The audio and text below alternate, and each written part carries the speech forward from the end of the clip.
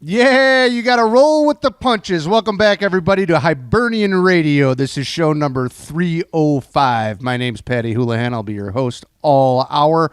We're brought to you by Madden Funds, Local 150, Fox's Pizza, Flood Brothers Disposal, and you can hear us on Global Irish Radio all over the world or hibernianradio.org. Tonight's guest is the world-famous undertaker, magician, comedian, raconteur, and former Irish-American Heritage Center president here in Chicago, the wonderful and always funny Mr. Geno Cooney. Geno, hello and welcome. Well, hello. I love that introduction. You like it? I did it all in one breath, too. I know, but I mean the music. I'm talking about the music. Oh, that's... You could have went longer with my introduction. Ah, that's true. That's Van Morrison doing You Got to Roll with the Punches. Yeah, one of my favorite. That's been a staple on this program since... Well, thanks for having me. Oh, we're delighted to have you. The media... The Hibernian Media. The Hibernian Media. Formerly known as Hibernian Transmedia. Yeah. We amended the trans component and just went Hibernian Media.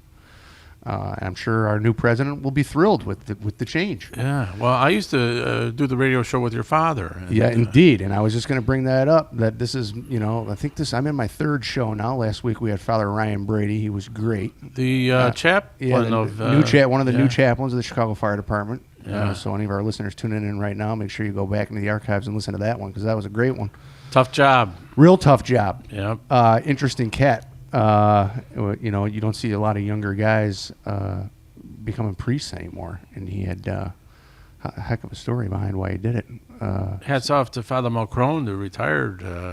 He retired a few years ago. Now he he's did. busier than ever. He did. He was a good friend of my grandmother's, believe it or not. Yeah. I think she gave him some dough over the years, and hats off to him as well. There's been some great ones, throughout the years. Yeah.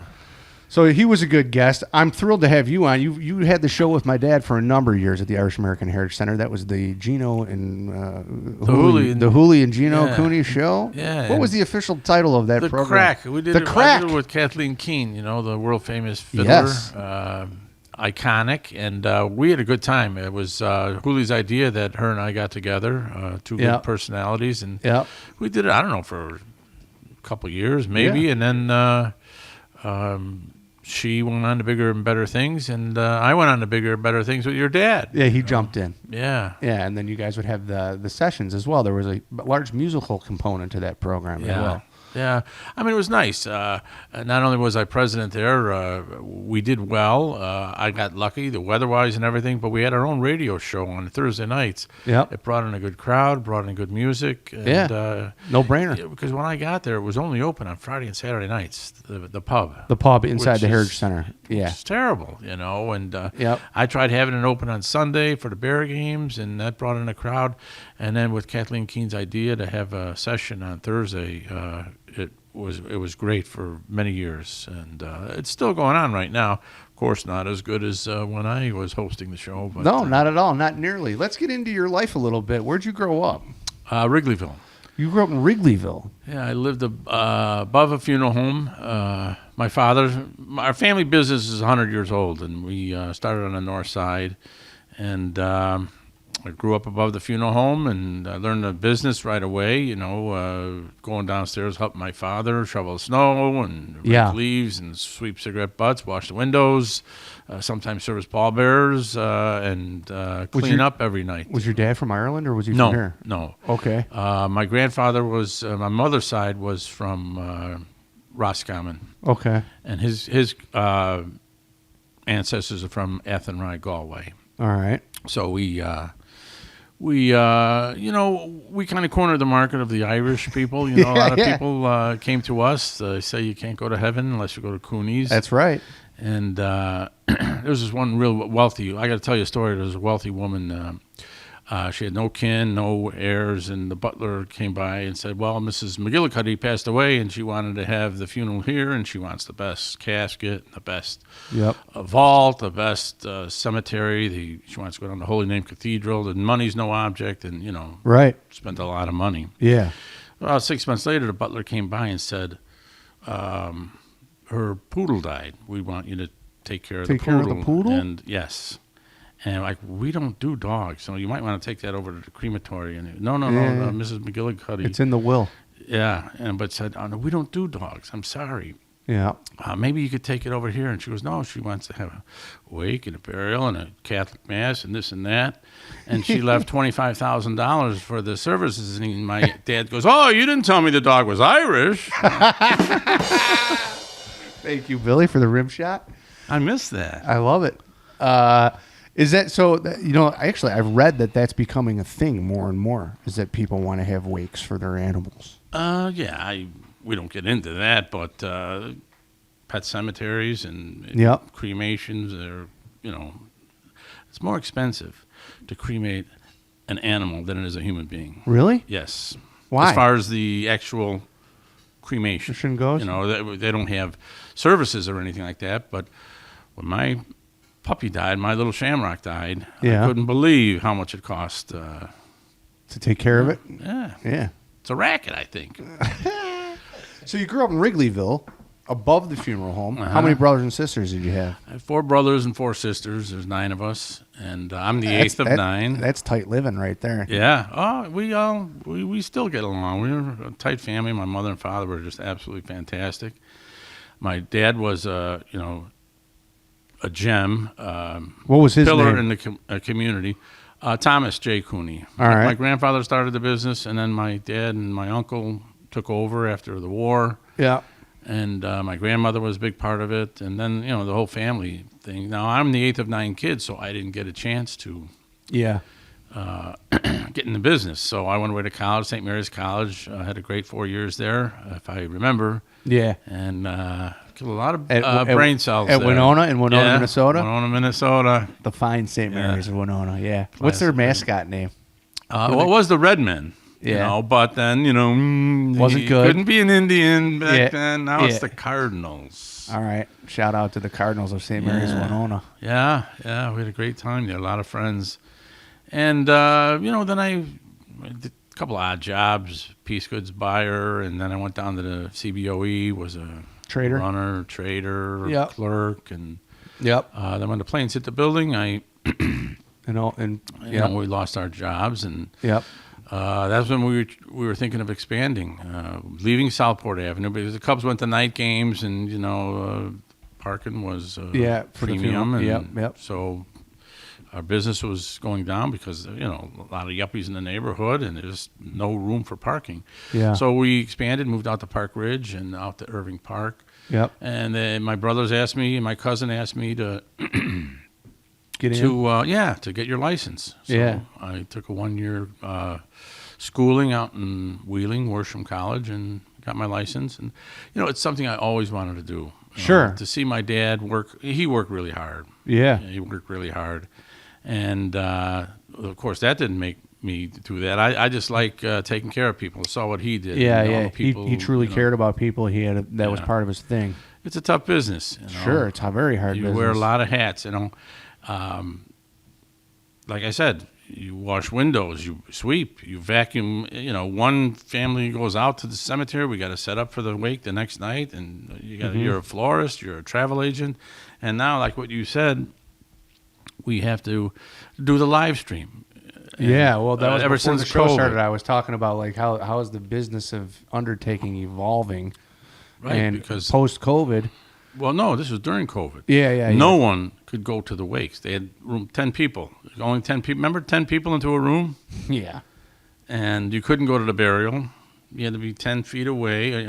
Yeah. We had a woman who had 10 children, and we're supposed to tell the family you can only have 10 people in the chapel. Apple? Yeah, no. And that's when live streaming got Took off. right. And we had Facebook, so I was out there filming. Yep. I give out communion at mass, and I'm filming, and I'm taking the casket in and out. It's a lot. Yeah. Well, when that whole thing started, first and foremost is like, were your patrons and people that were coming to the home requesting that you Yeah. have that service? Yeah, They're like, do you "Hey, live stream?" who's doing the live stream? You guys got the live stream. Well- and then one other funeral home probably kicks it off, and you're like, well, we got to compete. We got to stay in business. We got to Right. figure this out. With Facebook, it was really easy. We have a Facebook page, and we just, if it was at our chapel, it was a lot easier to Set up the camera and just live right. stream it. Yep. and film it. Yep.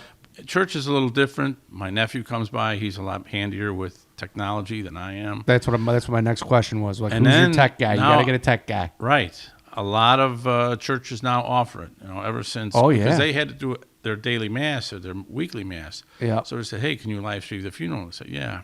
So everything's more technical now.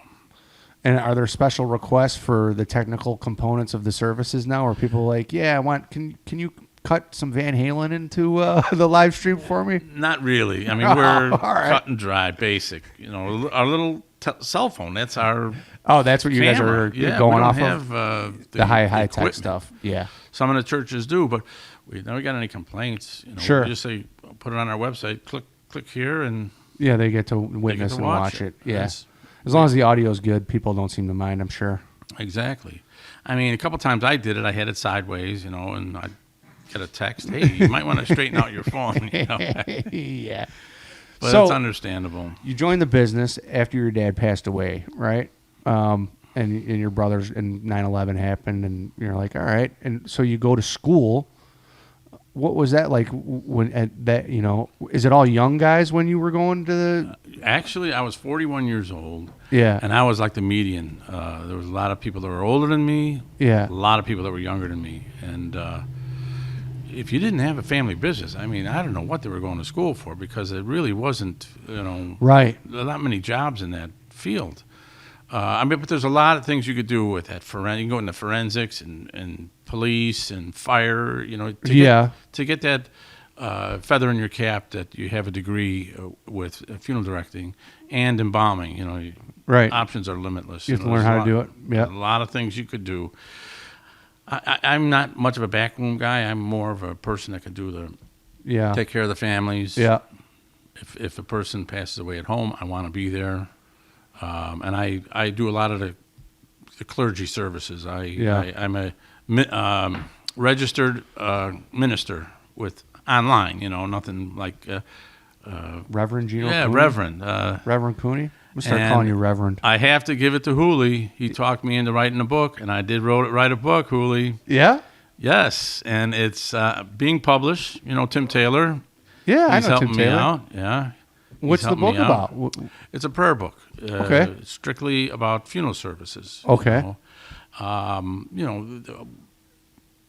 When a person passes away, I always quote the dark, 23rd Psalm. You're in the dark valley, Yeah. and Jesus is there, and Right. what brings you out of the dark valley? Prayers Sure. and your faith Yeah. and your friends. And when you lose a loved one and you go make that removal and you're never going to see this person again, Yeah. and you hold hands with the family and you say, let's say a nice prayer Yep. as we take her into our care. And then there's different prayer. You can say a prayer in the morning, in the evening, and sometimes when Sure. the priest doesn't show up at the cemetery, takes a wrong turn, can't do it, I always do it there. And Yep. I never got a complaint. Yep. And somebody said, you should write a book about that. And now it's only an industry book. I mean, only funeral directors will get it. And I bought Hooley's book, so he better buy mine. Yeah. Oh, don't worry, I'll autograph it just like he says to me. And so, but Yep. I'm very excited. It's just You should be. yeah. It's just a trade book to the funeral services. Yep. And it's geared for that audience. Yeah. And Catherine O'Connell. Oh, yeah. Another recommendation from Hooley. She The great Catherine O'Connell here in helped me Chicago, edit the it. singer. And then I have a good friend from St. Mary's College, Pat O'Malley. He finalized, edited. He edited it? Really helped me along. Just really helped me. I wish I would have got hold of him 5 years ago. Yeah. Well, that's exciting. It is. It's, So you're going to keep the book in the funeral home, or are you going to distribute it?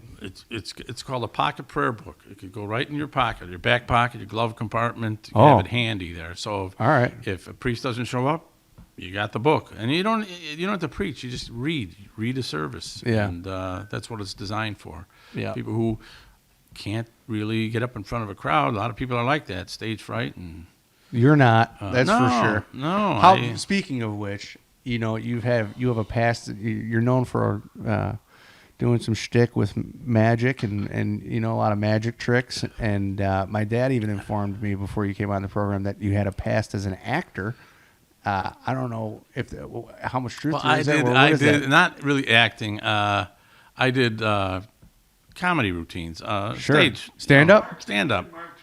Yeah. Oh, I did. Yeah, I did do a Mark Twain is my favorite author. Okay. And the Heritage Center offers, famous people that you dress up as, like Queen Elizabeth came and Jackie Onassis. And I said I could do Mark Twain. And I did a shtick with Mark Twain on stage. And I got together with a friend, Artie Fitzgerald, who does Frank Sinatra. And he did some Frank? Yeah. Yes. And I did the Tom Dreesen part, the comedy. And then he did the yes. Sinatra. You opened for It was him. a fundraiser for the library at the Heritage Center. Oh, okay. And we did it twice, raised $10,000. So I was able to get him computers for the library. Now, where'd you learn the magic tricks? When I was a young boy, my uncle gave me this book called The Magic Book of Levitation. Once I started reading, I couldn't put it down. You were like, I want to learn. Drum roll. You were like, I want to learn how to levitate. No. You couldn't put it down. Yeah, I got to explain that to you. Like the blonde jokes, I got to explain it 6 times. I belonged to an all-men's club. It was the oldest social club in Illinois. And the treasurer there was a magician. And we'd go there at night, and he would show us these great tricks. And I begged him, please teach me. Like sleight of hand stuff? Sleight of hand, yes. Yeah. And, mathematic tricks, card tricks, coin tricks. All right. And I was 26 years old.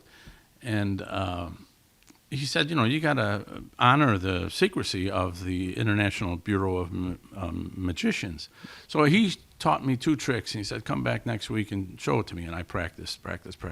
I got them down. Yeah. Then he showed me 2 more. And then I got them down. I knew 4 tricks. And then he sent me to the Magic Inc. It's a magic store on the north side. Yeah. And I said, I'm a beginner. And the guy said, hold on, here's a book called The Magic Book by Harry Lorraine. He's a great writer and magician. And I read the book from cover to cover. I learned simple tricks that'll blow your mind away. Yeah. And I just practice. And when I was at the CBOE, on the slow days, I'd have a group of people around me. And While you did the tricks? Yeah. And I did kids' birthday parties, things like that. Oh, you turned it into a little side hustle. I never made a nickel off of it. You just do it for entertainment reasons. Yeah. And then I got into Open Heart Magic, which is a group of people that go to hospitals and do bedside magic for sick kids. Really? That's cool. Yeah, I did it for 7 years at Lutheran General. No kidding. Look it up. Yeah, it's called Open Heart Magic. They do wonderful things. So you just put me on the call list, and when I every Sunday I would go over there, or every other Sunday I'd go over there. And walk in and go through the rooms and just they'd give you a list of people you could visit. Some kids you couldn't visit, and I'd leave them a trick. You'd leave them a deck of cards or a Svengali deck, or cups and saucers, or cups and balls. Yeah, and the parents loved it. Of course. So it's a great hobby. How rewarding! It's a great hobby. So, do you still practice? Yeah, arthritis is getting in the way, but. I could still do 1,000 tricks with a regular deck of cards, and I never use fake tricks, fake decks. Sure, because you're only limited to what you can do. But I'd rather just use a regular deck of cards and dazzle people. I mean, that is a skill set that it is throughout your entire life. You'll always be able to make friends with that skill set, especially like at parties. In college, you must have been a star at Winona. I didn't learn until I was 27. Oh, really? Yeah. So you got older, and then you got into magic. Yeah, grade school. But no, I didn't learn until I was 27 years old, and it was just a hobby, and just a tremendous hobby. Yeah. Yeah. Fantastic. How long were you at the CBOE for? It's a wild west of rooms to work. 1987. My first week was October 1987. Wasn't that when the big crash was? The 5th day of so it was my fault, I guess. Yes, it was. The first week I was there, the market crashed 580 points. The biggest. Yeah. Terrible. Yeah. And I guess I have a way of entering a room, But I work with my brother-in-law, Billy Stritzel, and he was a trader there, and worked there till the planes hit the building. So I was there for 13 years, and Yeah. then went to school. And Any other guys from the CBOE follow you into the funeral business? no, I can but- imagine that because the funeral business is a business where it's not age regulated, I would No. think. Like, you can break in at any age. Right, and I'll probably work till I'm 80 if I'm able to. Sure. But I know that guys that want a career change that might be in their 40s could potentially look at something like Yeah, that and sure. have a shot to do okay for themselves. Yeah. Lots of times, I'll take care of a person I used to work with, and I run into all my old friends at the board, and Yeah. they say, how is it working at the funeral homes? I go, it's the same thing as working at the CBO. I work with a bunch of stiffs. Now, when did your dad pass away? 1994, so he's been gone away a while. But my uncle, he died right around 2001, right by, Your 9/11. your dad's brother. Right. And my brother was thinking of moving and expanding, and they got together. Moving out of Wrigleyville and taking Yeah. it out to Park Ridge. Yeah. They asked me if I was interested. I said, yeah, that sounds great. How many of you guys in the Cooney family are still running the show? It's my And brother. part of it. My brother, Marty, my cousin Michael, my brother Tom's retired, Yeah. and Michael's son is in the business. Yeah. And my brother's son is my nephew. Yeah. So, and good we have am- some side people. So plenty of helping guys are out. still in on it. Yeah. Family business, it's an oxymoron. I know. Like Like Hibernian media. Hibernian media, honest lawyer, jumbo shrimp, happily married. Are there any wakes that you recall that were dynamic in ways that you had never witnessed before? Like any stand out throughout your entire career? We took care of a lot of bikers, Outlaw bikers? Guys like 1,000 that? bikes. Oh, yeah, sure. And some gangbangers we took care of. Yeah. Anybody want to get buried in like a Cadillac No, coffin? nothing Something crazy like that. Nothing crazy like that. And it's the big Irish wakes that are just packed. For The sure. Irish really came out to pay their respects, and Do the Irish come out more than any other sort of heritage that you guys handle? Like, is that like are the Irish consumed by death more? it's than really weird. It's different. Irish is like a party. It's a lot of talking and this and that. And, Yep. the Latinos come out, but they're very Somber. quiet, Yeah. Yes. Yep. Somber. It's, no matter what age or how they pass, it's just Yeah. they're very Yep. focused on quiet, and everybody's different. Well, I'm sure you have to learn that as an undertaker. You start to kind of read rooms and go, no, that's not how these kinds of services work with these guys. Oh, I never tell them what to do. Everybody's different. Yeah. When we were on Southport Avenue, right down the street was Gypsy Haven. We had a lot of gypsy funerals. Yeah. And those were crazy. The violins and the music and the whiskey and it was Yeah. nuts. Hey, we got to go to the cemetery now. They wouldn't allow the casket to be closed. They would just. Oh, really? Yeah. Yeah, but everybody's different. Everyone mourns in different ways. Was there a moment when you were a kid growing upstairs from the funeral home that you like, at what age did you start to be able to comprehend death and see your first dead body? My sister once told me, I don't know, I think it was one of my uncles, and I said, he's so cold. He goes, that's because he's not breathing. I go, oh my God, he's not breathing. I don't know how old I was, but Yeah. that was like, wow. Yeah, That's you're what like, happens when oh. you die. You stop breathing. Right. You don't change much for a while. No. Interesting. All right. But it's a lot of hard work. It's a lot of fun, too. I meet a lot of good people and take care of a lot of people. And Mm-hmm. it's a satisfying business and grateful. Rewarding, that's for sure. Did your dad have any sort of shtick that he incorporated No. in, like an act that he developed for himself? He was very serious. Oh, really? He was always very serious. Loved a good joke, but he could never remember the jokes. I got a file cabinet in my head, and I just have that thing. Any subject, I can tell a joke. Don't put me on the spot now. Yeah. But his brother, my Uncle Marty, was a jokester. But you got to be that way if you want to entertain and be with the crowd. And like I said, it's not just working wakes and funerals. You got to be out there pressing the flesh. You gotta join the bowling league, go on golf outings, Yep. be the president of the Heritage Center. Well, yeah, well, how does that come about? I mean, you're a social butterfly, and you're a well-known Irishman from the Northwest Side. Did they approach you and say, well, you know a lot of you can rally all the Irish people around this area to come in? How did that happen?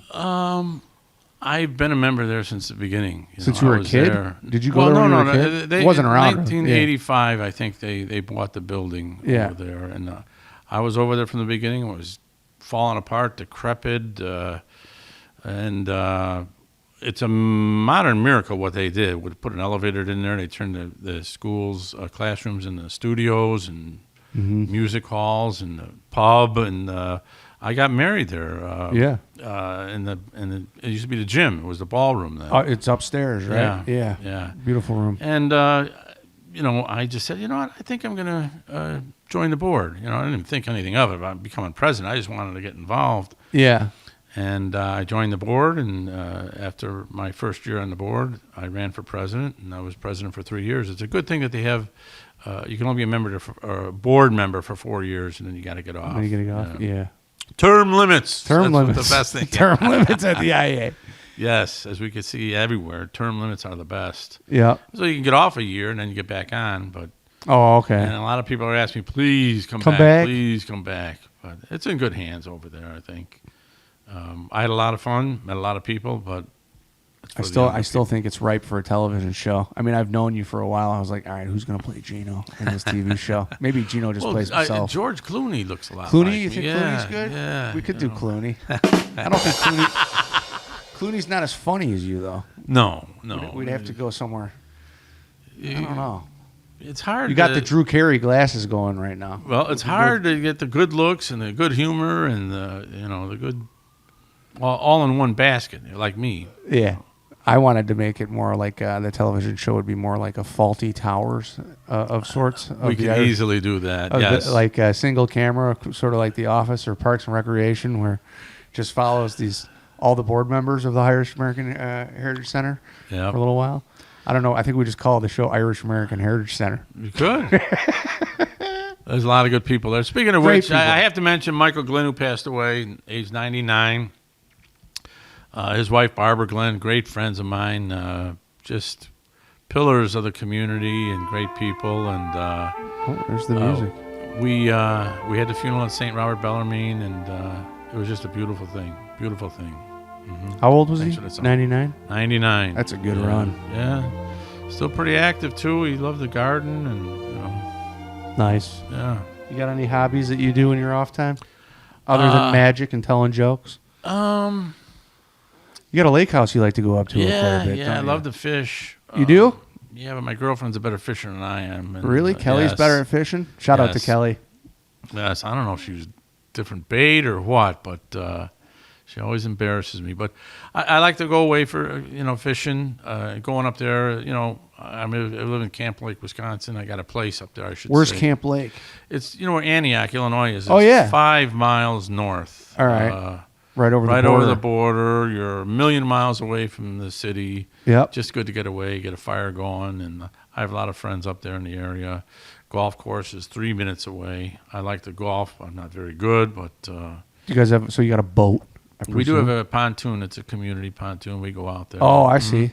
And like that, isn't there like a famous bar in the middle of the lake in like Antioch? That's Blarney Island. That's, Fox Lakes. Blarney Island. Yeah, Blarney. Hey. Yeah, Blarney Island.